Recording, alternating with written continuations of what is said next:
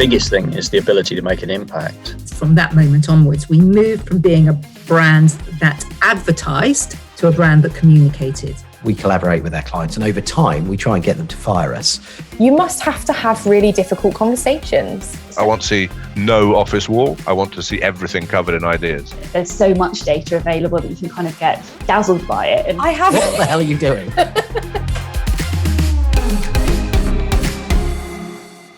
Hello, my name's Katie Sando and welcome to the Marketing Forum podcast. In this episode, I am joined by Dr. Michelle Mahdon. She's Research Fellow for the University of Exeter Business School, and an area of focus for her research and teaching is networks and networking. Networking is actually a teachable skill, and Michelle knows this because they teach it to the business school students. We talk about why network matters so much, the importance of approaching it strategically, and why mapping your network can be a good place to start. Super useful insights from Michelle. She debunks a lot of the myths that maybe I myself perpetuate. And I really hope you enjoy this episode. Hello, Michelle. Thank you so much for joining me on the Marketing Forum podcast. So, Michelle Mahdon, you are Research Fellow at Exeter University and specifically in the Business School. For us non-academics of the world, do you want to tell me what a Research Fellow means? yeah, I get to spend my time finding answers to loads of questions that people want to know, really, about how you should operate most effectively in businesses particularly. So we spend time looking at health and well-being within leadership, and particularly looking at how we can have the most effective networks and network really well, so that we can get the most out of the time that we spend with people.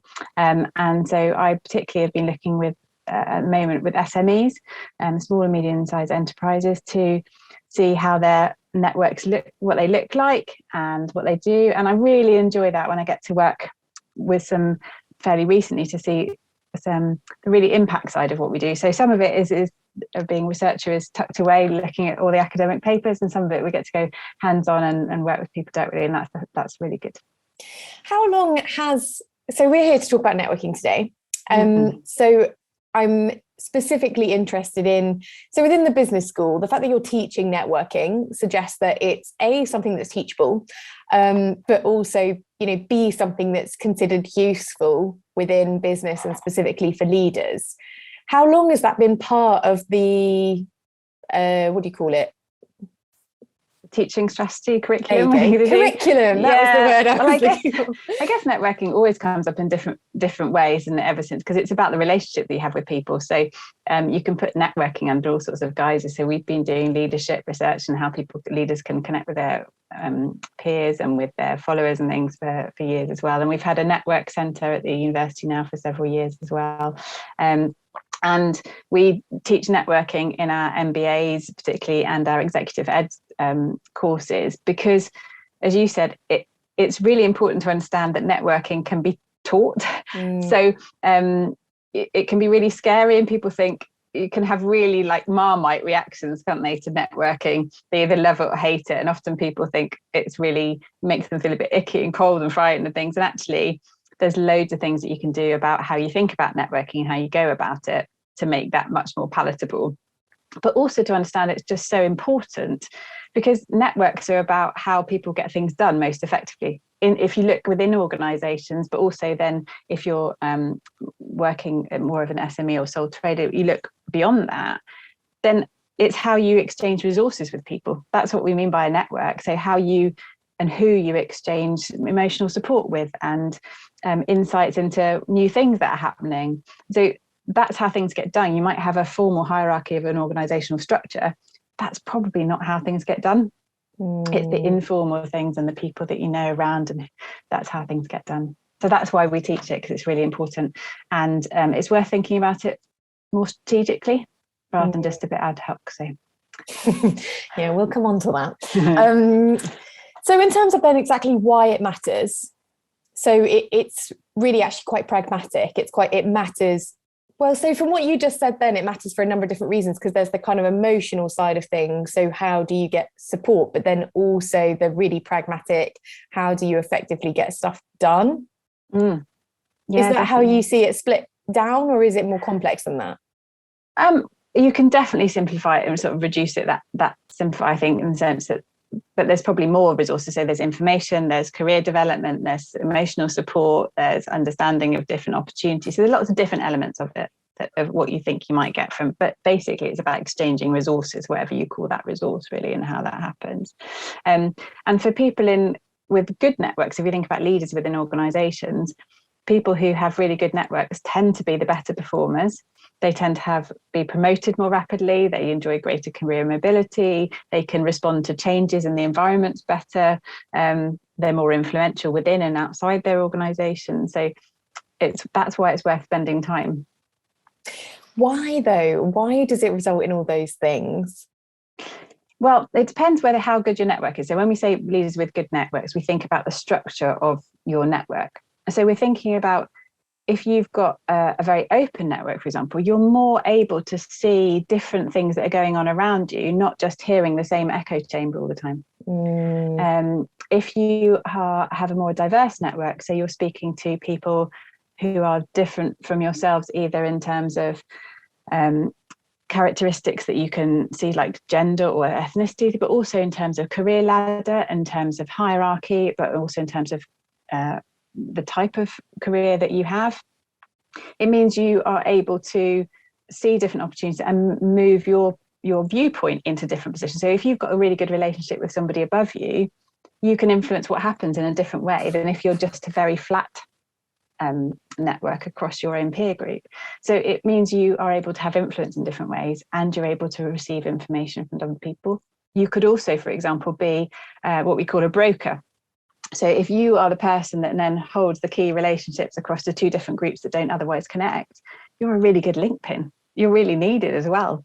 I mean, that comes with downsides, that you can be a bottleneck or you can be overloaded as well. But where you sit in your network and how you connect to people and what it looks like influences the access that you have to resources and how you can influence what goes on around you as well.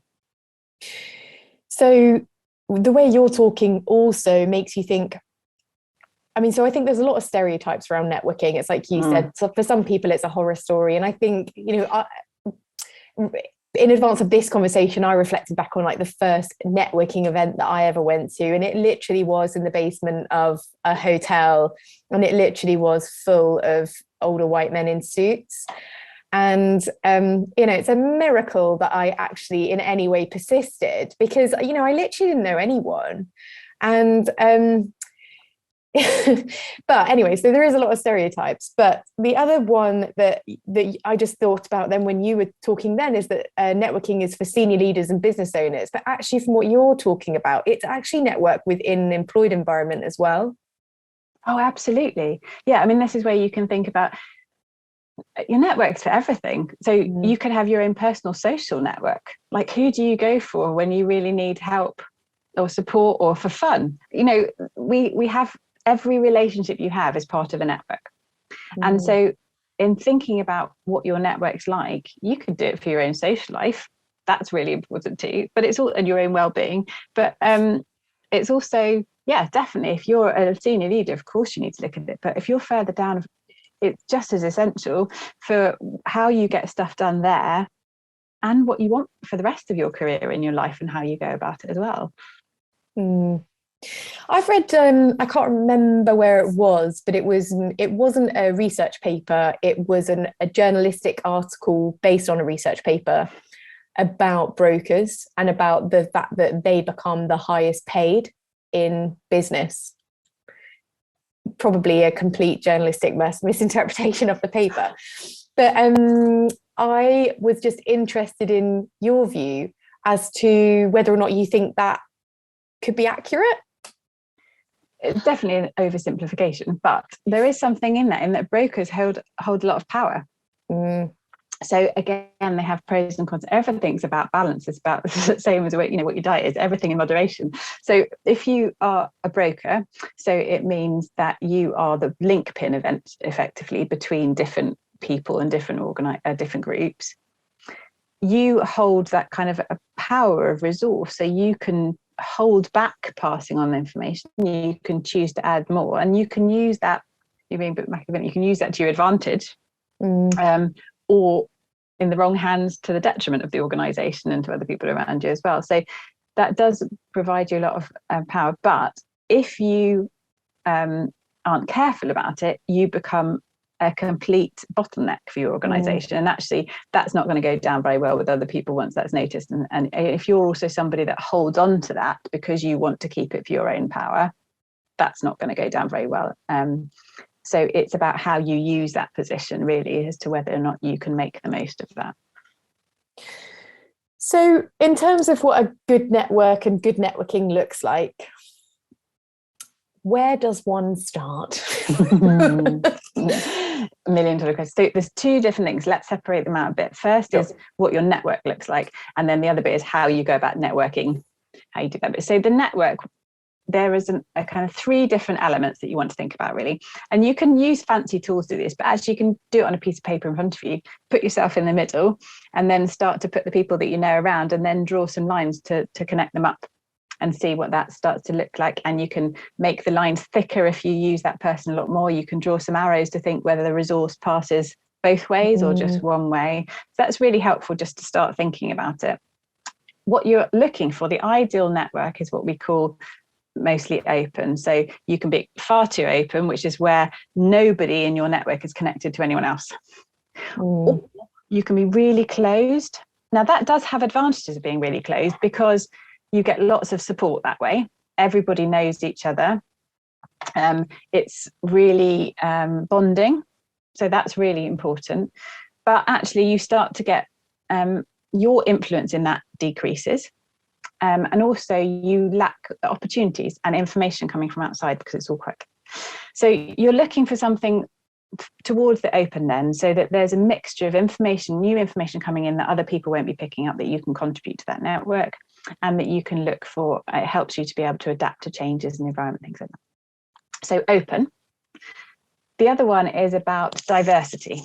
So it's thinking about differences in between yourself and other people in your network. And I said that could be on terms of gender and ethnicity, and age, it could be on geographical location, also the type of careers that you're in, the industries, thinking about whether your hierarchy of job roles, how that is. So anything that could be different from you is a benefit to look at. And thinking about where the balance, it's all about balance. So making sure you've obviously got some connections with people who are similar to you, but that it's not all the same. The other is about how deep those connections are. So this is where you might have heard the terms of strong or weak ties. Yeah. And it's trying to make sure, again, balance, that you have those strong connections. So it doesn't have to be that you're communicating with everybody all the time, but you've built some kind of sense of connection with those people where you can call on them.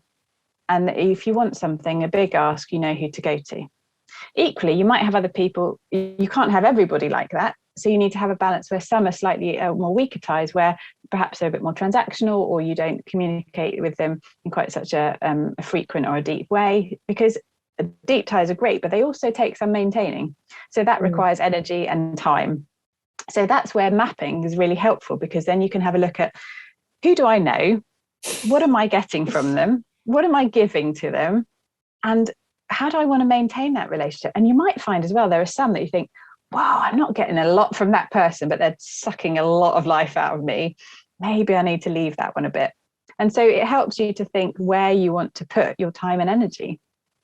So that's useful. So open, diverse, and deep, really, the ways to think about how you want your network to look.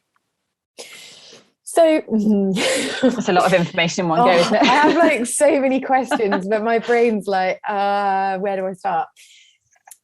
So it's not, so should we map them then also around what you kind of get or give? Or so you can kind of think like, you know what, I give those people so much work and they don't give me any work, but they do give me support. Yeah. Definitely. And then you can make a decision as to whether or not that's sufficient.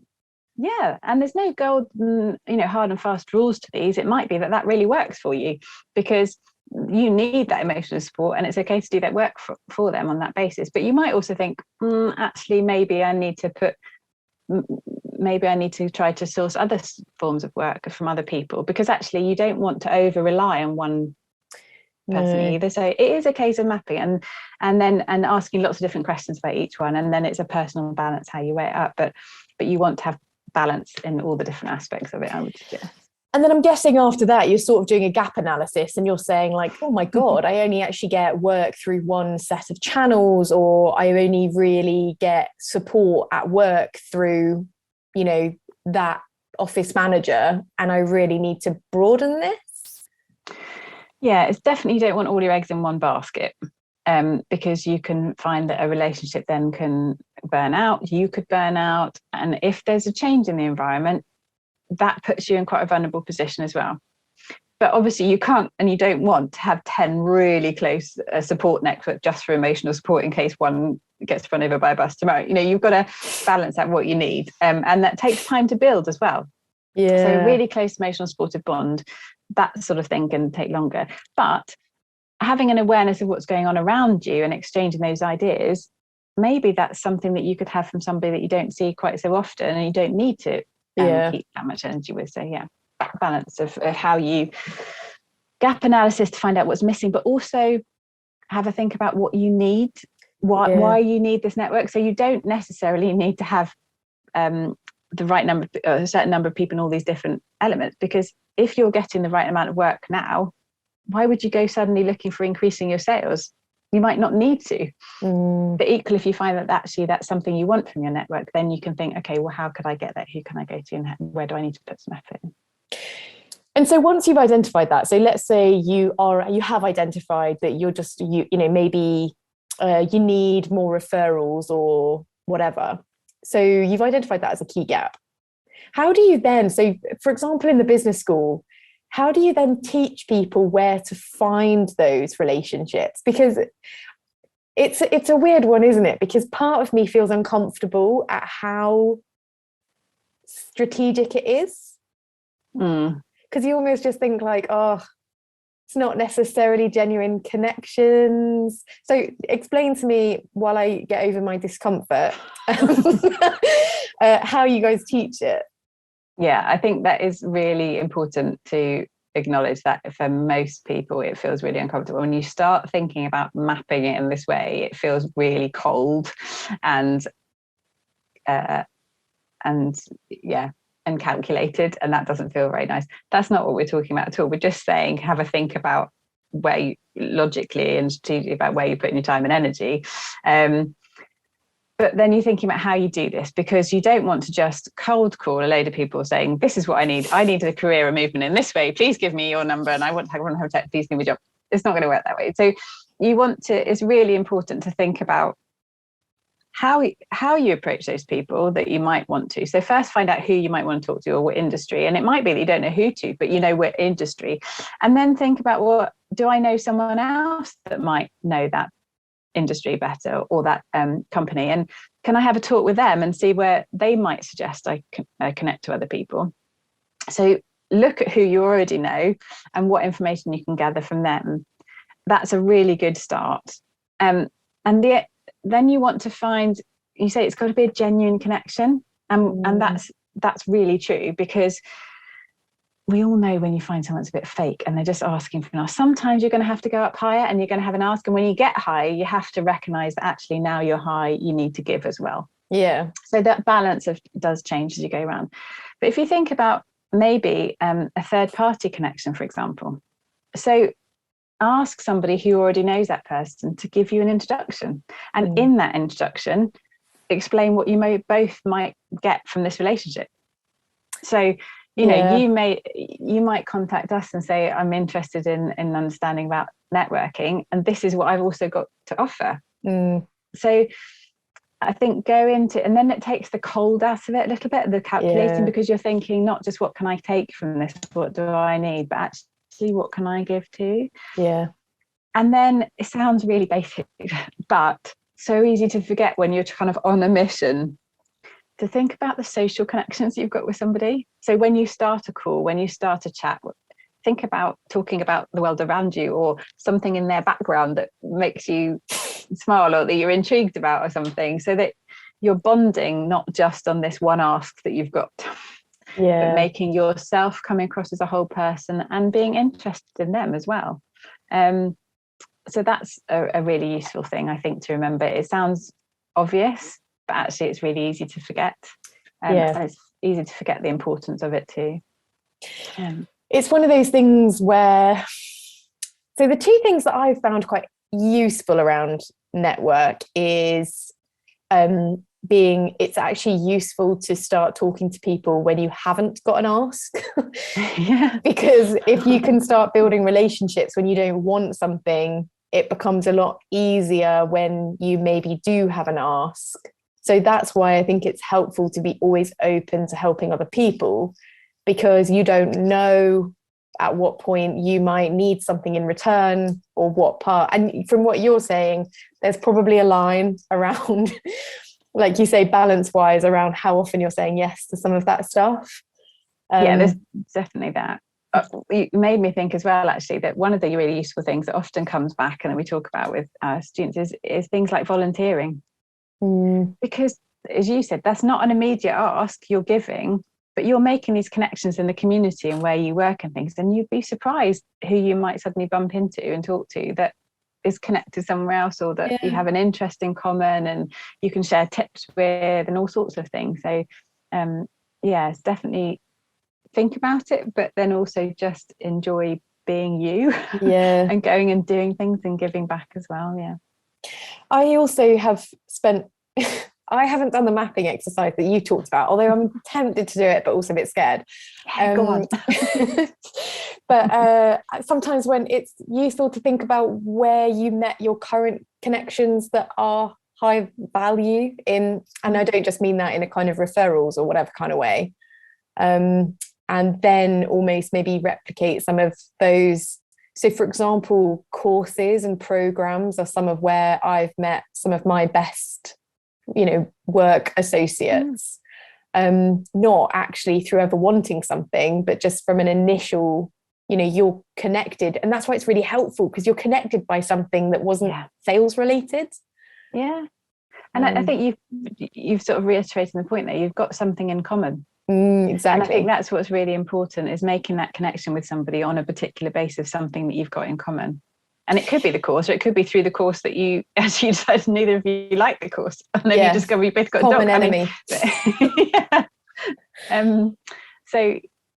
Doing other activities and things like that, and rather than thinking, how do I get a sale? That part is when it gets depressing, isn't it? Is when you hit the point where you're just like, I have a blanket, a need here.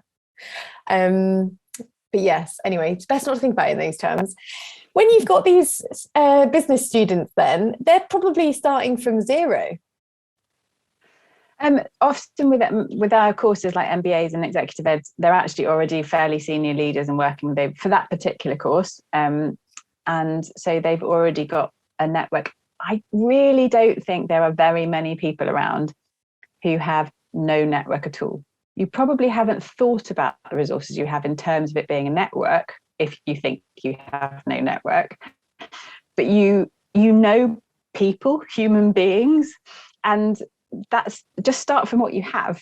So if you're suddenly out on your own, friends and family, who do they know? What kind of introductions could they make for you? And you say, go and join something else where there's just people around.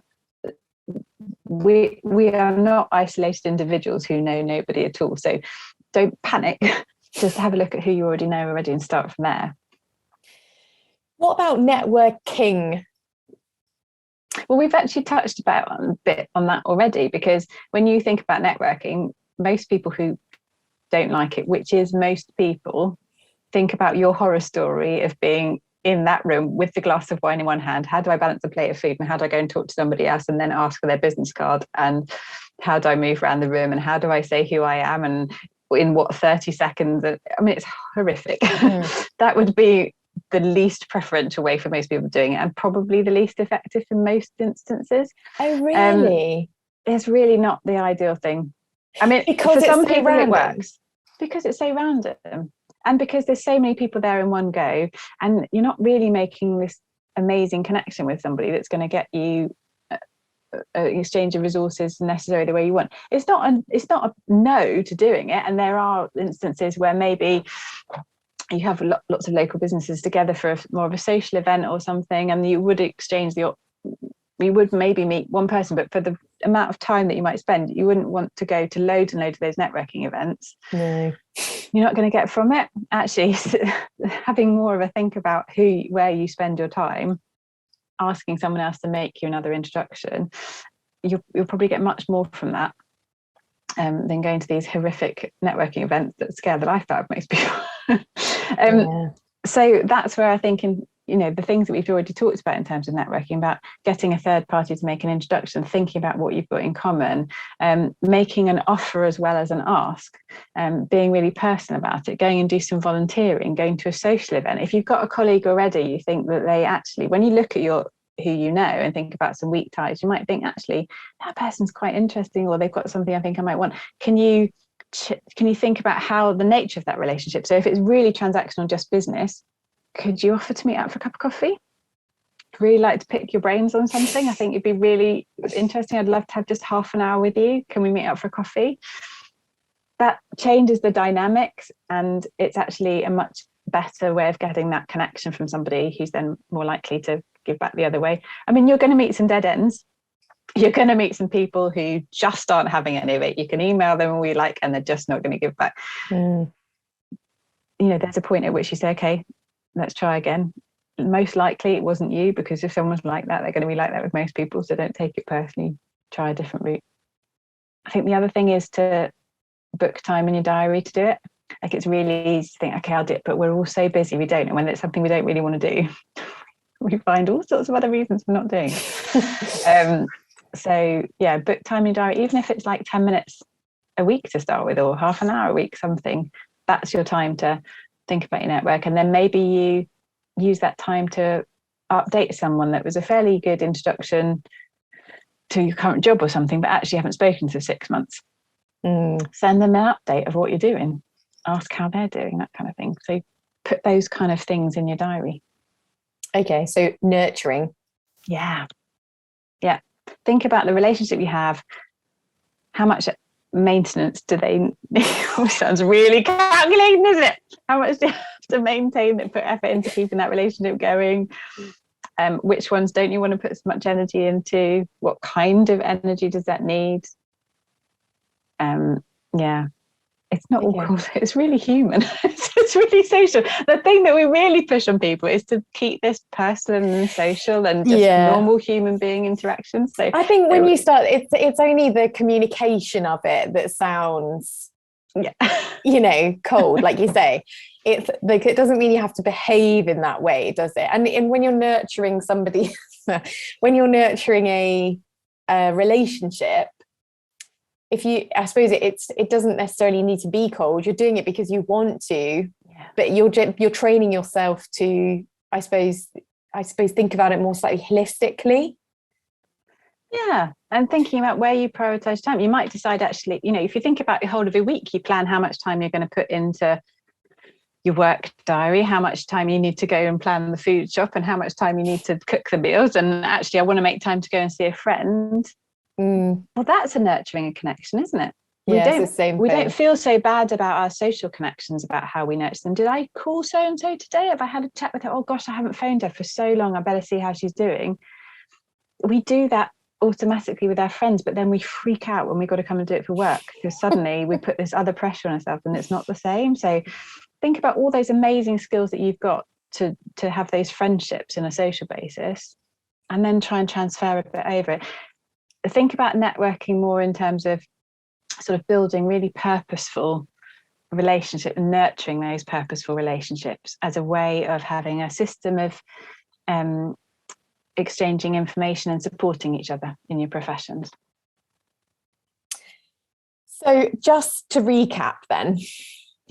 So even though we're talking about network and network building, networking as a kind of function isn't necessarily the best way to do network building if it's just generic, random, slightly desperate. Yeah. and instead thinking about some of those connections that you already have. How do you nurture the great ones, and how do you maybe like get some intros to similar great people? Yeah, that's a fairly reasonable summary, I think. There's so much detail, isn't it? I mean, we could sit here and talk for hours about the biases that you have in your network. Well, we have some, and then how you can get those different interactions. But I think it's about trying it as well. Giving yourself a break, making it feel less, changing the words that you use to yourself. Because I think the words networking, just you're on a bad foot. Your stomach's already turning over and you're feeling bad before you started. Yeah. Where I think it becomes more difficult is that there are obviously certain types of people that don't want to be networked with. So I think more senior people are harder to reach. Counter me. No, I think, unfortunately, you're not entirely, it's not off the track, but that's not to say that there's closed doors. No, it's about how you're doing it. And maybe a cold email to somebody right at the top isn't going to get you there. No, because they don't have the time and they've already got the networks they need. So it's about thinking, why do you want to connect with that person? So do you want to influence them? Is there another way that you can get that message that you need to across? Is it are there people underneath them that actually you could have a connection with if you're not senior enough already? And then also thinking about again, what you could have to offer or why you're asking as well, in terms of if it's too senior, they will have, if they're genuinely nice people, they will also have this sense, or they should do, of when you're that high up, it's time to give. But they might not be able to do that to somebody they don't already know. They're not really going to have time to do that, are they? So yeah, thinking about other people that might, again, connect in with them, that you could go via that route if you can't get directly to senior people. I think I would be hesitant to use that phrase and say that people don't want to be networked with, because that again sounds that kind of, it's that I want to exchange my business card, give me stuff. So they might want to be open to being influenced or having new information or offering opportunities, but they might not respond directly to an email. Yeah, saying buy my stuff. Yeah. I mean, you can see from the outset that's not going to work, is it? You just have to be a little bit more I was going to say underhanded, I don't mean that at all, but thoughtful about the way you go around it. Oh, we're really struggling in this conversation, aren't we? Use your political skills there's another term that people really don't like because they feel that's really cold and calculating, but that's about how you get information across, how you read the room. That's what we're suggesting, isn't it? Read the situation and think, if you were in their position, what would you respond to? Yeah, and I think what you just said was really useful as well, in terms of if somebody's already got the network they need, that doesn't mean that they're not open to new information or something along those lines. And so if you feel like you've got information that might be useful to them, that's more likely to work in terms of building a relationship. Yeah. If they're any good at their job and they're senior enough with a good network, they will be looking for changes as well. Again, if your network stays static, you're less likely to be thriving than if your network is changing and moving. So actually, if they're any good at it, they'll be looking for new connections in a different way. It's just finding the right way to get into that connection. But yeah, thinking about what they might need, what you might be able to offer them. That's useful. So just wanted to touch back, I know we talked about it a little bit already, but if you're an employee, I think you have to think about networking in different terms, because if you're sort of in your job thinking, I don't need a network, I'm employed, I've got good relationships in my organization, but there is an advantage, isn't there? Because of the same reasons that you've already mentioned in terms of information share, etc. Yeah, I mean, you might be the odd one lucky person that has the ideal network and your job goes absolutely smoothly. Everything's exactly as it should be. Life is a breeze because you know all the right people and everything just flows. That really doesn't often happen.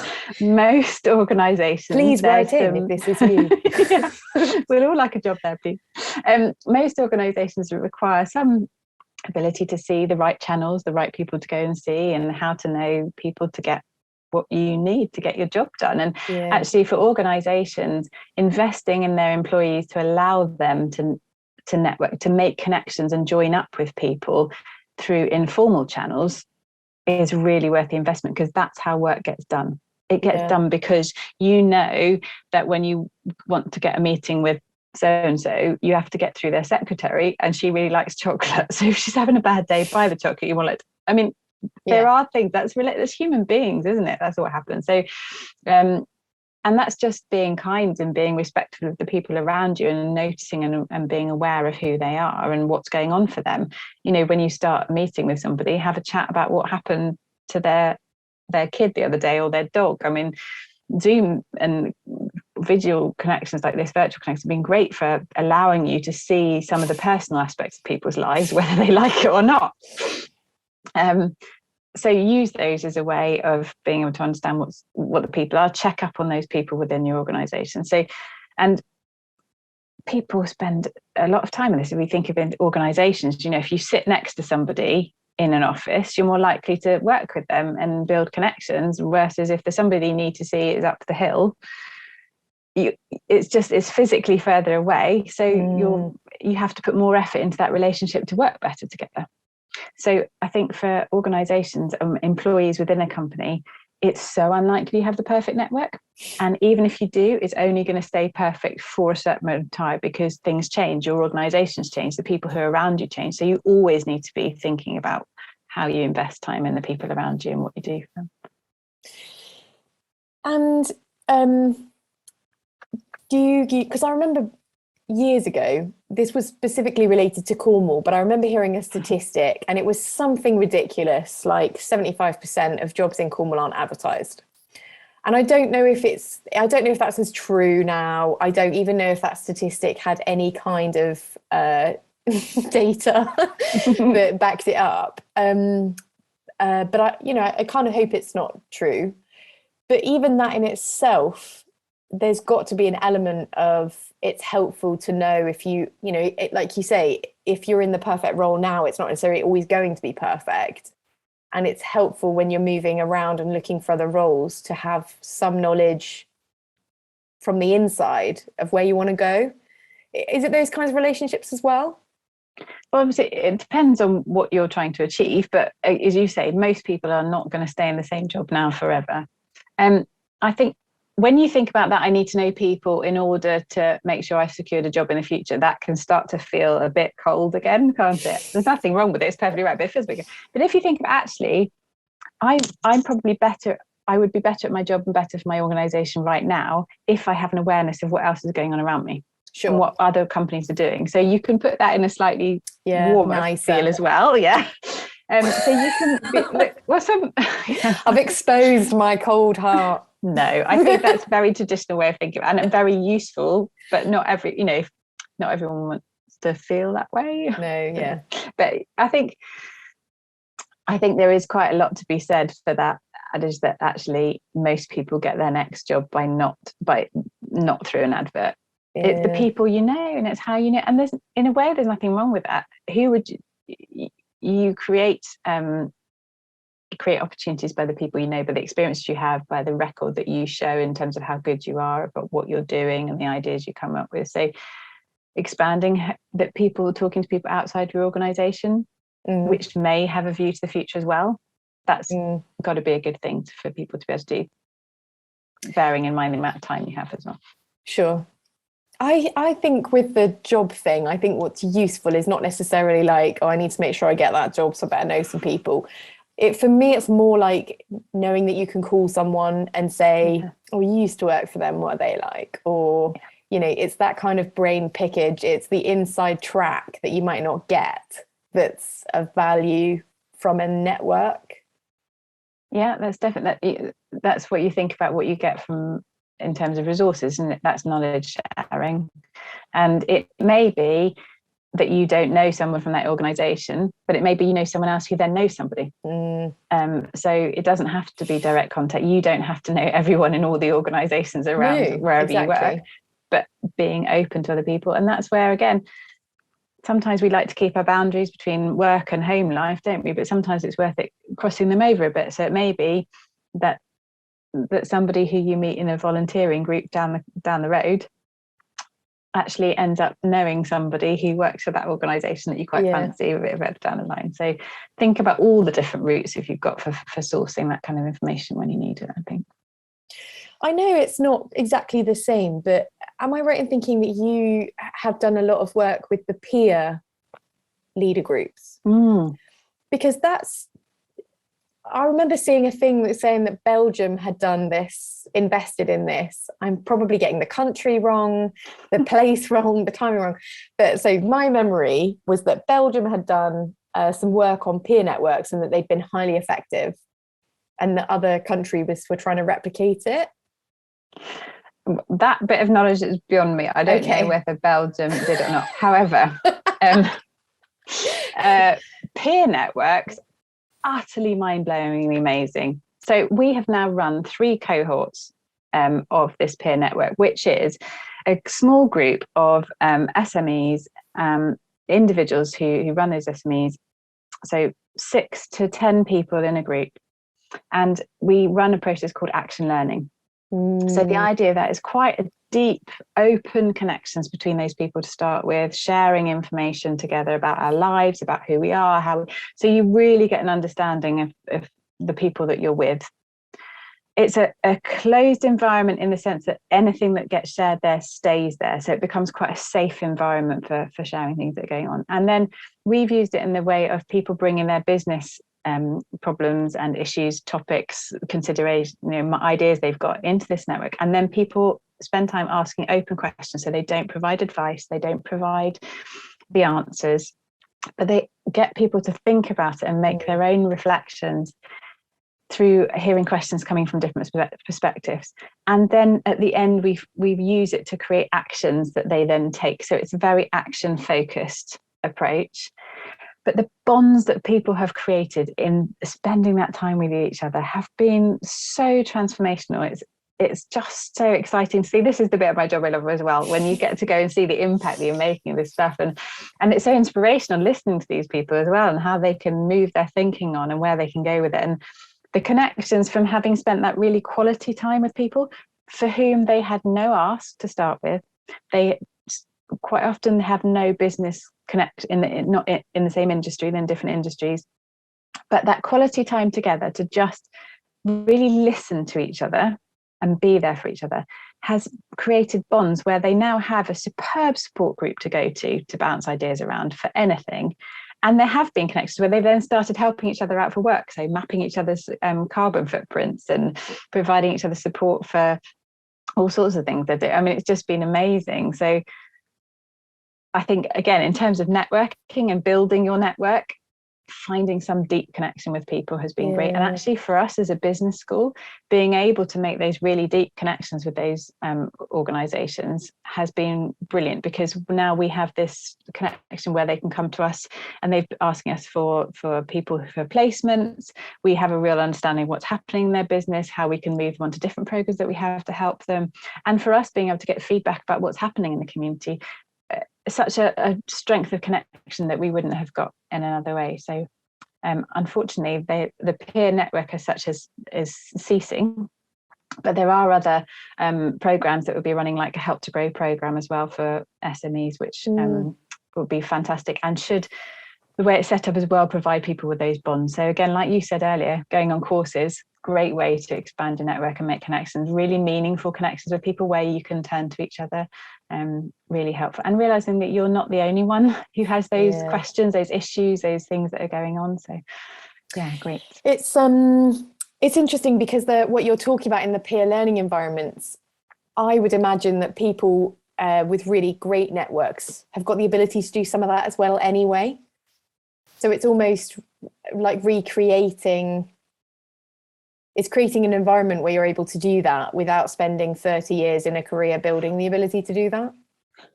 Do you know what? I'm not actually sure. You don't think it happens? That people who have great networks necessarily have the same kind of network that they got from the peer support group. So these action learning groups are very unique in the way that we had a couple of really senior people who had now in SME, but they've lots of experience of being in other organizations, and they found this a completely mind-blowing different approach to connecting with people that they haven't had before. Because often you connect with people, you talk, but you very rarely stop and just listen, never offer advice, and just help people to think about things from a different angle. And you also very rarely share such a vulnerable information about yourself with people. And so you could have known someone for 30 years, but you probably won't know as much about them as if you spent one set of action planning with them. So something really, but you can't have that level of connection with loads of people. No. You know, you think about the amount of people you can actually, who have space to hold that kind of level of depth with. You'd be exhausted if you had that with loads of people. So you have to think about, again, balancing your energies out with different types of relationships.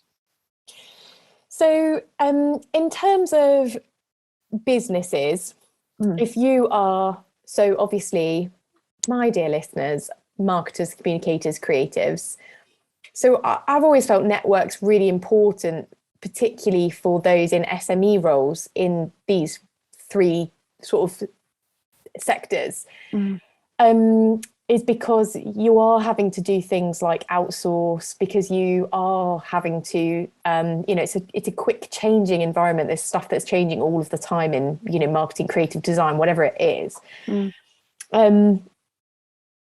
If you're in an environment where you need to get permission from your boss to go out, maybe there's specific groups which, targeted networking. So not just kind of like the way anyone can come, but more kind of like the marketing forums networks, which are for specifically marketers. How do you get that? What's the business case for a boss then, who's maybe that's not on the radar, but the value of it is for the entire hierarchy of the organization? It is really tricky, isn't it? Because actually, within an organisation, a very large organisation, I have people whose job is to network internally, and their bosses don't recognise the value of networking because they don't call it networking, and they don't like networking. So they don't want to give you time for it because it's just going out for a bit of a lunch. What's the point? What are you going to get back from it? So you're absolutely right. It's about establishing the business case, and that is going to be unique and individual for each person. But think about what it is that you want to get from it. So they might think that you're going off to this lunch because you're looking for another job opportunity.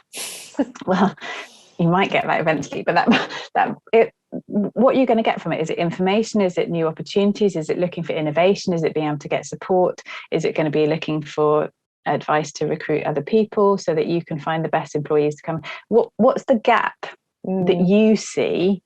And rather than expressing it in networking terms, think about it in terms of what value you want to bring back to your organization, because that's where the business case is going to come from. That's where and if it's profit driven, and that's all that, again, think about what it is that your boss, what ticks their boxes.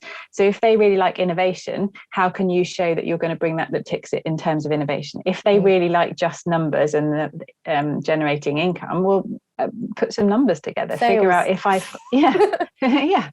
if I go and find these 3 or 4 new people, which areas do I want to target, which industries, which companies, then I've got this chance of coming back in. If I sit here at my desk and I don't talk to anyone else, I'm not going to bring it in. So it's about finding what boxes what ticks their boxes, and what value you can bring, why you're wanting to go to that meeting, not just to network. Think beyond the headline, what you want to get from it. And that will also help you to go into the meeting and be slightly more thoughtful about how you approach those conversations, and probably with more confidence as well, because you'll be able to say where you are, what you want, rather than just please come have your business card. And then when you come away from those meetings, you can follow up, because you will have thought, what did they want? What could I offer them? And then send it to them. And then again, put your ask in as well. So that makes sense. Yeah, 100%. So there is an element of strategicness required, full stop, really, isn't there? Yeah.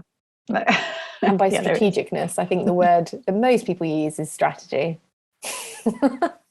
Yeah. It's having a thought process about why you're doing something, isn't it? Sure. It's I almost feel like the word networking needs to die. That would probably help everybody. Yeah, because it's just it's interesting, like you say, how much that it's probably inaccurate, because the other thing I was going to ask you was around, so from the conversation that we're having, really, I suppose, events and networking events is only one part of what people should consider to be their strategy. And it's as much about existing connections and also, you know, I guess I do think things like LinkedIn and other social media channels, depending on what your sector is, can be quite useful as well. So it really doesn't have to be about going miles out of your comfort zone and, you know, turning up in my basement hotel with a suit on.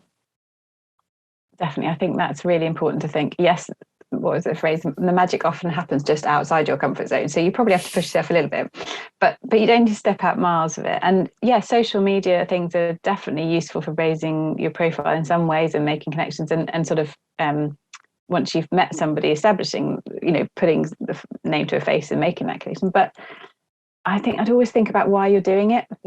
What do you want to get from it?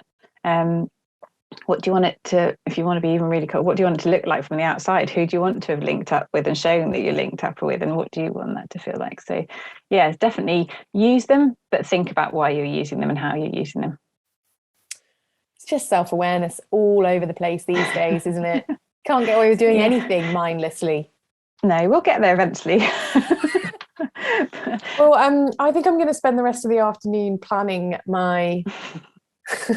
or at least some colours and some highlighters. Yeah, and having a cry at the major dead ends in certain. Like, why do I talk to them? Okay, right. Opportunities for finding way rounds and opening new doors. Absolutely. God. Yes, and I refuse to give up the spontaneous connection. Also, you know, the kind of like, oh, I'm just going to see what happens. Oh, definitely don't give up serendipity. That's an amazing route. Yeah, go for that all the time. Absolutely, blind faith. Yeah. Thank you so much for sharing your knowledge, Michelle, and for just letting me like hammer you with slightly random and annoying questions. It's been a pleasure. Thank you for having us.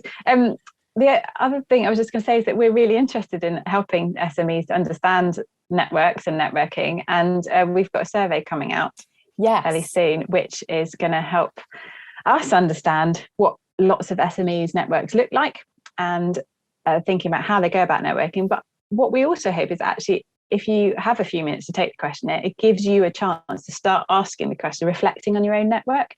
So it will ask you things about how you go about making connections with other people, and then it will ask you about some of the connections you have with people and thinking about what you get from them. So actually, if you're hesitant or you keep putting off doing this idea of reflecting on network, taking the survey would be quite a good step. And we've also got a great resource page that you can go to as well to get more tips on.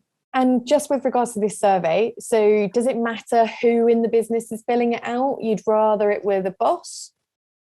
No, it doesn't matter who, because we'll have a section in it in which you can tell us where you are in the SME.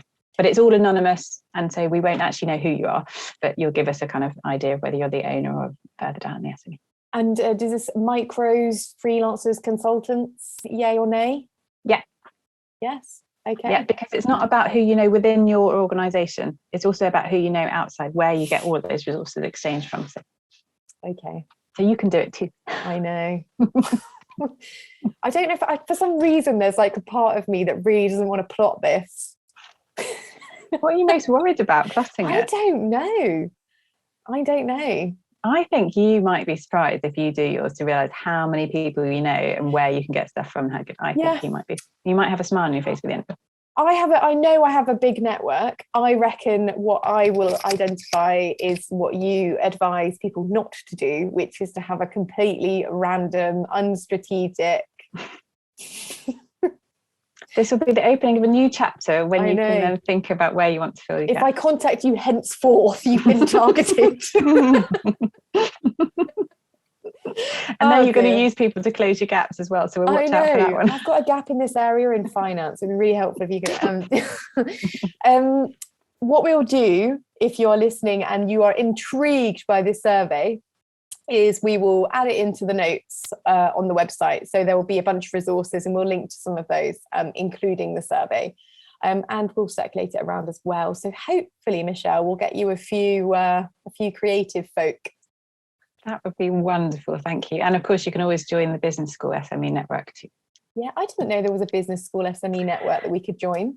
Yeah, it's just getting off the ground as well. So it's a Do you have to new be based in venture. Cornwall? No, you can be based anywhere you like. And the survey, is that just for Cornwall? Nope, that's also much wider as well. Yeah. Oh, See, we're completely open to everything. absolutely. You need to be more strategic. Right, I will let you go. Thank you so much for your time, Michelle. Thank you.